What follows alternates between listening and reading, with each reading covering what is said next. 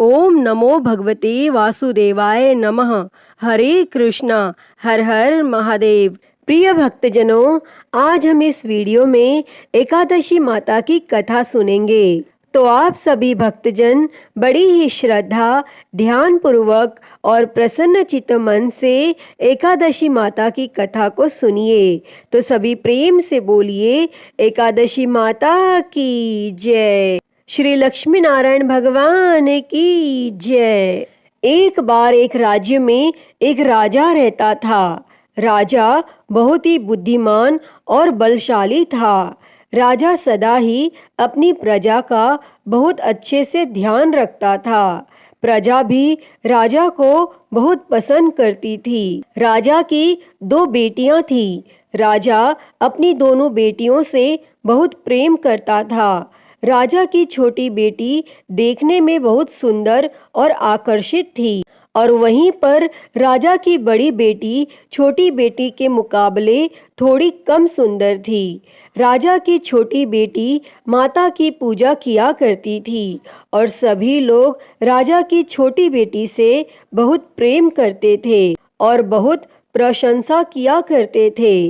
राजा भी अपनी छोटी बेटी को बड़ी बेटी से अधिक प्रेम करता था, जिसके कारण राजा की बड़ी बेटी को अपनी छोटी बहन से बहुत नफरत होने लगी थी। राजा की दोनों बेटियां जब बड़ी हो गईं, तब एक पड़ोस के राज्य में रहने वाले राजकुमार राजा की बड़ी बेटी के लिए रिश्ता लेकर आया। लेकिन जैसे ही उस राजकुमार की नजरें राजा की छोटी बेटी पर पड़ी, तो वह राजकुमार राजा की छोटी बेटी पर आकर्षित हो गया और छोटी बेटी से पहली नजर में प्रेम करने लगा। और उस राजकुमार ने राजा की बड़ी बेटी के साथ विवाह करने से मना कर दिया, और उसने राजा से कहा कि मैं आपकी छोटी बेटी से विवाह करना चाहता हूँ। और यह सब देखकर राजा की बड़ी बेटी अपनी छोटी बहन से बहुत क्रोधित हो गई, और राजा की बड़ी बेटी ने अपनी छोटी बहन को अपना सबसे बड़ा दुश्मन मान लिया। तब राजा की बड़ी बेटी ने अपनी छोटी बहन से बदला लेने का निर्णय किया, और राजा की बड़ी बेटी ने अपनी छोटी बहन को जान से मारने का उपाय सोचा। और उसने अपनी छोटी बहन को मारने के लिए सबसे पहले एक लड्डू में जहर मिलाकर अपनी छोटी बहन को दिया और उसको लड्डू खाने के लिए कहा। लेकिन लड्डू खाने के बाद भी छोटी बहन को कुछ भी नहीं हुआ। लेकिन फिर भी बड़ी बहन ने हार नहीं मानी, और जब उसकी छोटी बहन रात में कमरे में सो रही थी, तब उसने एक मटके में सांप रखकर उसके कमरे में छोड़ दिया। लेकिन सांप भी छोटी बहन का कुछ नहीं कर पाया, जिसके बाद बड़ी बहन ने छोटी बहन से कहा कि चलो हम लोग कुएं में से पानी भरकर लाते हैं। और वह अपनी छोटी बहन को पानी भरने के बहाने कुएं के पास ले गई, और उसने अपनी छोटी बहन को कुएं में धक्का दे दिया। लेकिन छोटी बहन को तब भी कुछ नहीं हुआ, क्योंकि हर बार ग्यारस माता उसकी रक्षा कर रही थी।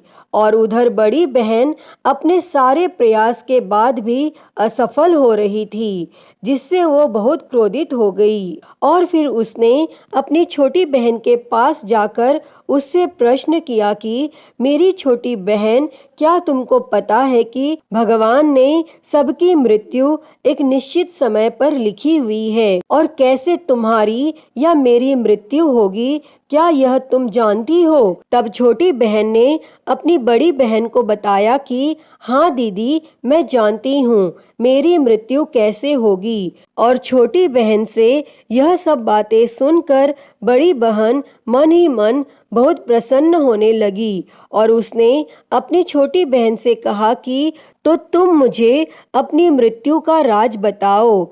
तब छोटी बहन ने अपनी बड़ी बहन से कहा कि मेरी मृत्यु तो एक तोते में है, जो तोते के गले में एक हार है, उससे मेरी मृत्यु होगी। जब कोई भी व्यक्ति तोते को मारकर उस हार को अपने गले में पहने, तो मैं मूर्छित हो जाऊंगी, और जैसे ही उस हार को अपने गले से उतारे तो मैं वापस से जीवित हो जाऊंगी। और फिर अपनी छोटी बहन की मृत्यु का राज जानकर बड़ी बहन बहुत खुश हुई और उसने अपनी छोटी बहन को मारने के लिए उसके पालतू तोते को ढूंढना शुरू कर दिया। और छोटी बहन को इस बात का आभास हो गया था कि कोई उसकी जान लेना चाहता है, जिसके लिए वह अपने पिताजी के पास गई और उसने अपने पिताजी से कहा कि पिताजी, मेरी मृत्यु के बाद आप मुझे मत जलाइएगा,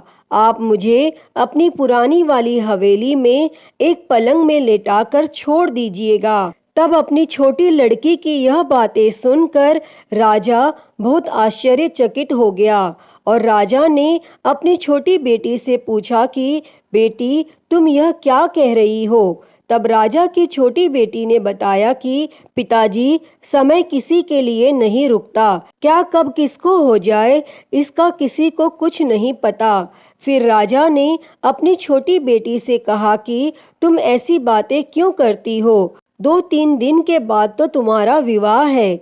लेकिन छोटी बेटी ने अपने पिताजी को ऐसा करने पर मजबूर कर दिया और उनसे वचन ले लिया और राजा ने भी अपनी छोटी बेटी की बात स्वीकार कर ली। और 2-3 दिनों के बाद जब शादी का समय आया तब राजकुमार बारात लेकर राजा के घर आया और राजकुमार और राजा की छोटी बेटी का विवाह शुरू हो गया। और जैसे ही राजा की छोटी बेटी राजकुमार के साथ फेरे लेने लगी तो उसकी बड़ी बहन अपनी छोटी बहन के कमरे में जाकर उसके तोते को पकड़ लेती है और उसको जान से मार देती है और तोते के गले में जो हार था उसको अपने गले में धारण कर लेती है। और जैसे ही बड़ी बहन उस हार को अपने गले में धारण करती है तो उधर छोटी बहन 3.5 ही फेरे ले पाती है और वहीं पर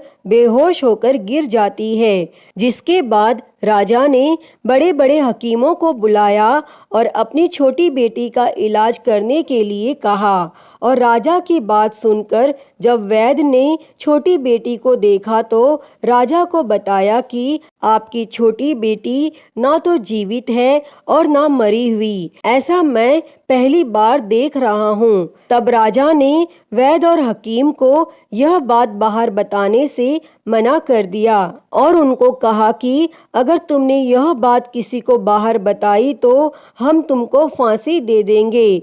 और राजा ने अपनी छोटी बेटी को पुराने महल में जाकर एक पलंग में लेटा दिया और वहां पर कुछ सैनिकों को तैनात कर दिया। इसके बाद राजा वापस अपने महल पर आ गया और राजा की बड़ी बेटी अपने पिताजी के पास आई और कहने लगी कि पिताजी, अगर यह शादी संपन्न नहीं हुई तो आपकी इज्जत का क्या होगा? आप कहें तो मैं आपकी इज्जत बचाने के लिए राजकुमार से शादी करने के लिए तैयार हूँ। जिसके बाद राजा ने अपनी बड़ी बेटी की बात मान ली और राजा ने बड़ी बेटी को छोटी बेटी के कपड़े पहनाकर मंडप में भेज दिया। लेकिन राजकुमार यह जान गया कि यह राजा की छोटी बेटी नहीं है बल्कि यह राजा की बड़ी बेटी है। लेकिन जब राजकुमार ने शादी करने से मना किया तो सभी लोगों ने राजकुमार को बेवश करके राजा की बड़ी बेटी से बचे हुए फेरों को संपन्न करा दिया और विवाह संपन्न हुआ। जिसके बाद राजकुमार राजा की बड़ी बेटी को अपने महल में ले गया और विवाह होने के बाद राजकुमार उससे ना तो बात करता था, ना उसे पसंद करता था और ना ही उसके आसपास भटकता था। और राजकुमार ने यह फैसला लिया था कि वह अपनी प्रेमिका को ढूंढ कर रहेगा और यह जान कर रहेगा कि उसके साथ क्या हुआ है। एक दिन राजकुमार अपने घोड़े पर सवार होकर राजा के पुराने महल के पास पहुंचा, जहां पर उसने कुछ सैनिकों को देखा। महल के पास पहुंचकर राजकुमार ने जब महल को ध्यान से देखा तो वह समझ गया कि यह तो हमारे ससुर जी का ही महल है। तब राजकुमार ने सैनिकों से पूछा कि तुम लोग यहाँ क्या कर रहे हो और इस महल के अंदर उस पलंग में कौन लेटा है। जिसके बाद सैनिकों ने बताया कि यहाँ पर राजा की छोटी बेटी लेटी है। और यह सुनकर राजकुमार बहुत प्रसन्न हो गया और वह तुरंत अपनी प्रेमिका के पास पहुंच गया और उसकी सेवा करने लगा। जैसे ही रात हुई तो राजा की छोटी बेटी उठकर खड़ी हो गई और राजकुमार यह देखकर बहुत खुश हो गया और उसने अपनी प्रेमिका से पूछा कि तुम यहाँ क्या कर रही हो, तुम मेरे साथ मेरे घर चलो। तब राजा की छोटी बेटी ने राजकुमार को सारी बातें बता दी कि मेरी जान एक तोते में बसती थी और मैंने यह बात सिर्फ अपनी बड़ी बहन को बताई थी और मुझे पता है कि उसने ही मुझे मारने का प्रयास किया है। उसके पास एक हार है जिसको वह सुबह पहन लेती है और रात को उतार देती है। जब तक वह हार को पहन कर रखती है तब तक मैं मूर्छित रहती हूँ और जैसे ही वो हार को उतार देती है तो मैं जीवित हो जाती हूँ और जब तक मेरी बड़ी बहन के पास वो हार रहेगा तब तक मैं ऐसे ही जीवित और मूर्छित होती रहूंगी। अगर मेरी बड़ी बहन के पास जो हार है वो मेरे हाथ लग जाए तो मैं हमेशा के लिए जीवित हो जाऊंगी। तब राजकुमार यह सब बातें सुनकर राजा की छोटी बेटी के पास रहने का निर्णय ले लेता है और उसने अपने बचे हुए सारे फेरे उस पलंग में लेटी हुई राजा की छोटी बेटी के साथ ले लिए और अपना विवाह पूर्ण कर लिया और वहीं पर वह रहने लगा। और देखते ही देखते कुछ समय में राजा की छोटी बेटी और राजकुमार की पत्नी गर्भवती हो गई और एक दिन राजकुमार को किसी काम से बाहर जाना पड़ा। तब छोटी बहन के पेट में बहुत तेज से दर्द होने लगा, जिसके बाद उसने माता का आह्वान किया। जिसके बाद वहां माता प्रकट हुई और उन्होंने अपने भक्त के दर्द को दूर किया और एक पुत्र की प्राप्ति करवाई। तब वहीं पर अचानक से राजकुमार भी आ गया। राजकुमार ने ग्यारस माता को देखा तो वह आश्चर्यचकित हो गया और उसने तुरंत ग्यारस माता को प्रणाम किया और ग्यारस माता ने राजकुमार से कहा, जब तुम्हारा पुत्र 5 वर्ष का हो जाए तो तुम आकर अपनी पत्नी का हार इसके गले में डाल देना। और देखते ही देखते राजकुमार और राजा की छोटी बेटी का पुत्र 5 वर्ष का हो जाता है।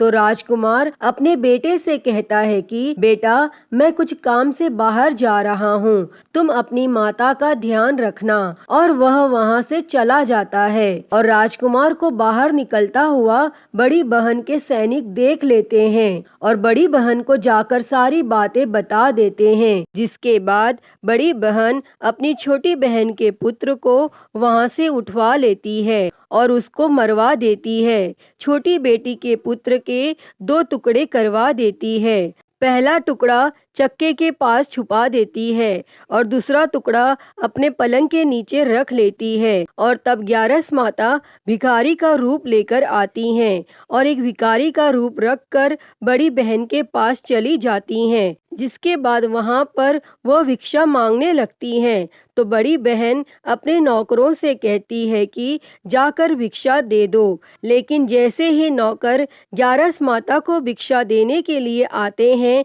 तो माता उन्हें मना कर देती है और कहती है कि मैं तुम्हारी महारानी से ही भिक्षा लूंगी। जिसके बाद बड़ी बहन स्वयं ही भिक्षा देने के लिए माता के पास आती है।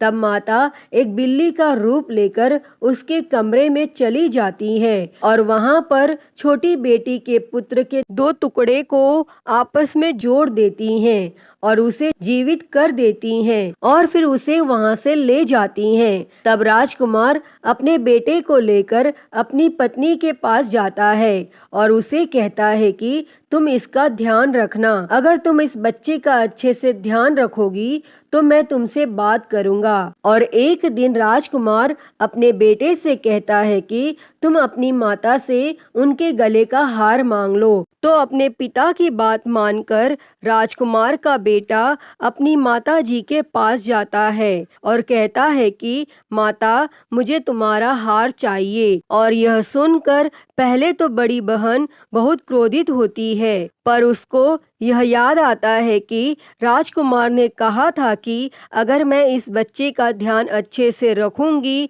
तो वह मुझसे बात करेंगे, जिसके कारण वह हार उस बच्चे को दे देती है। और वह तुरंत हार को ले जाकर अपने पिताजी को दे देता है।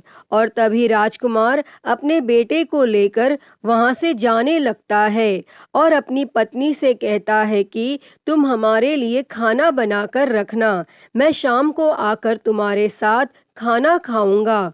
और वह अपने बेटे को लेकर वहां से चला जाता है और उसके बाद वह राजा के पास जाता है और उनको सारी बातें बता देता है। तब राजा अपनी बड़ी बेटी की यह करतूत सुनकर बहुत क्रोधित होते हैं और अपनी परवरिश पर ही दोष देने लगते हैं। राजकुमार को अपनी छोटी बेटी के साथ रहने के लिए आदेश दे देते हैं और इस प्रकार ग्यारस माता की कृपा से राजकुमार और राजा की छोटी बेटी सुखपूर्वक रहने लगते हैं। अतः हे ग्यारस माता, इस कथा को कहते, सुनते और हुंकारा भरते सब पर अपनी कृपा करना। सभी के जीवन से दुखों को दूर कर सभी के जीवन में सुख और समृद्धि देना। तो सभी प्रेम से बोलिए एकादशी माता की जय, श्री लक्ष्मी नारायण भगवान की जय, श्री उमापति महादेव की जय। प्रिय भक्तजनों, तो मैं उम्मीद करती हूँ कि आपको आज की यह कथा पसंद आई होगी और अगर वीडियो अच्छी लगी हो तो इसे लाइक करें, ज़्यादा से ज़्यादा शेयर करें और कमेंट बॉक्स में ग्यारस माता की जय लिखना ना भूलें। और महाकाल भक्ति ज्ञान चैनल को सब्सक्राइब कर नोटिफिकेशन बेल को ज़रूर ऑन कर लें। हर हर महादेव। धन्यवाद।